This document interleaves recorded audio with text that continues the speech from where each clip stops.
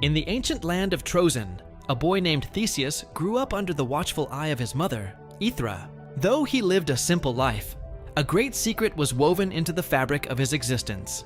He was not just the son of a single mother, he was the hidden heir to the throne of Athens, his father being the mighty king Aegeus. For years, this truth lay dormant, waiting for the day Theseus would be strong enough to claim his destiny. Aethra knew that day was approaching, as she watched her son grow from a curious boy into a young man of remarkable strength and courage, his lineage clear in his noble bearing and powerful physique. One fateful day, Aethra led Theseus to a massive, imposing boulder that had rested on the outskirts of their town for as long as anyone could remember. With a solemn tone, she revealed the truth of his parentage. She explained that his father, King Aegeus, had placed his royal tokens beneath this very stone before he departed for Athens. The king had declared that only when his son was strong enough to single-handedly lift the rock and retrieve the items could he journey to Athens and claim his birthright. Filled with a surge of purpose, Theseus approached the boulder.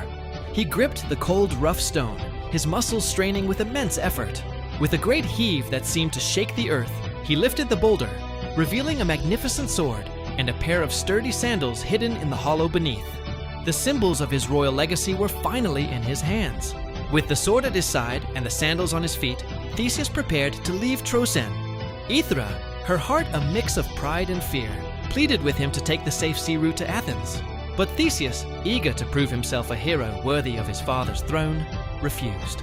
He chose the treacherous land path, a road infamous for the bandits and monsters who preyed on travelers. Bidding a heartfelt farewell to his mother and grandfather, he set off on a journey that would forge his legend.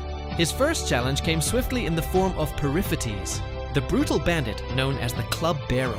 After a fierce struggle, Theseus disarmed the villain and defeated him with his own formidable iron club, claiming the weapon as his first trophy.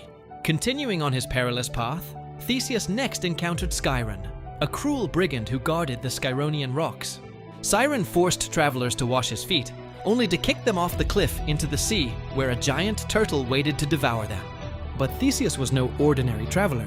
When Sciron attempted his vile trick, Theseus used his incredible strength to grab the villain by the feet and hurl him from the cliffs, delivering the same fate he had inflicted upon so many others. His journey then led him to the dreaded inn of Procrustes, the Stretcher.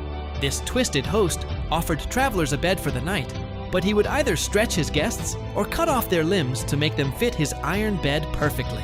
Theseus, feigning exhaustion, turned the tables on Procrustes, forcing the villain into his own bed and subjecting him to his own gruesome brand of hospitality, ending his reign of terror. Finally, after a series of heroic trials, Theseus stood before the great gates of Athens. He was no longer the boy who left Troezen, but a seasoned hero, hardened by his encounters. In one hand, he clutched the heavy iron club of Periphetes, a symbol of his power. At his hip hung the royal sword of his father, the proof of his lineage. His journey had been a crucible, testing his strength, wit, and courage at every turn. He had walked the path of a hero and emerged victorious, ready to face the challenges within the city walls and claim the destiny that awaited him as the rightful heir to the Athenian throne.